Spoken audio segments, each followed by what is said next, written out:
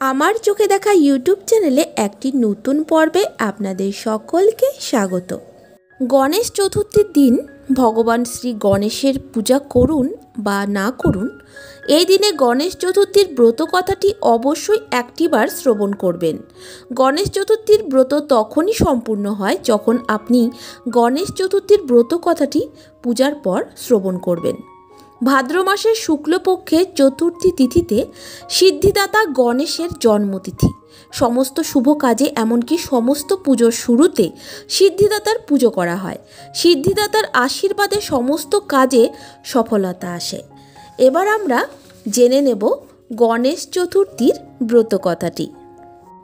শিবপুরাণে বর্ণিত ভাদ্রপদ মাসে একদিন মাতা পার্বতী নন্দী মহারাজকে দ্বারপাল নিযুক্ত করে স্নান করতে স্নানঘাটে গেলেন।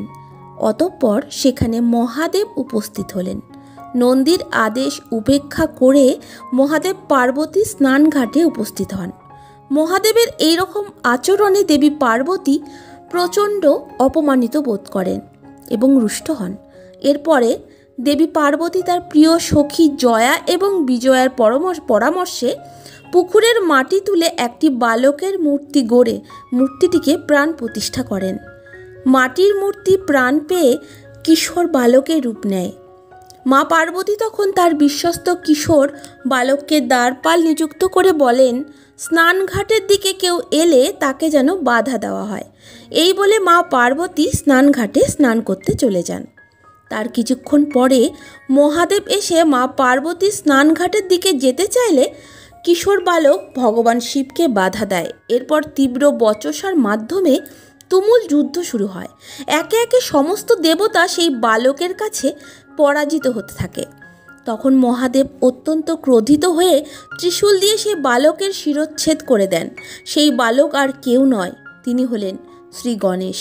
মা পার্বতী তার প্রিয় পুত্র গণেশের শিরচ্ছেদ দেখে পুরো ত্রিভুবন সংহারে উদ্ধত হন। দেবঋষি নারদ এবং ভগবান শ্রী বিষ্ণুর মধ্যস্থতায় মা পার্বতীর ক্রোধ ধীরে ধীরে শান্ত হয়। মা পার্বতী এই শর্ত দেন মহাদেবের কাছে যে তিনি যেন তার প্রিয় পুত্রের শরীরে পুনরায় যেন প্রাণ ফিরিয়ে দেন। কিন্তু ত্রিশূলের আঘাতে ধর থেকে গণেশের মাথা ছিটকে গিয়ে অনেক দূরে পতিত হওয়ায় সেই মাথা ধরে প্রতিস্থাপন করা অসম্ভব হয়ে পড়ে। মহাদেব তখন তার অনুচর নন্দী ভিঙ্গিকে মর্তধামে গিয়ে উত্তর দিকে মাথা করে শুয়ে আছেন এমন যে কোনো জীবের প্রথম দর্শন পাবেন সেই জীবের মাথা কেটে আনার জন্য আদেশ দেন।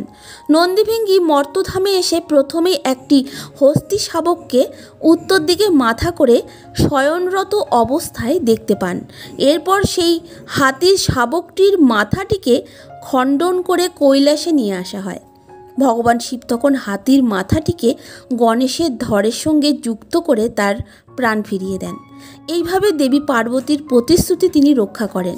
দেবাদিদেব মহাদেব যেদিন নতুন করে গণেশের ধরে হাতির মাথা যুক্ত করে প্রতিষ্ঠা করেছিলেন সেই দিনটি ছিল এই ভাদ্র মাসের শুক্ল চতুর্থী দিন।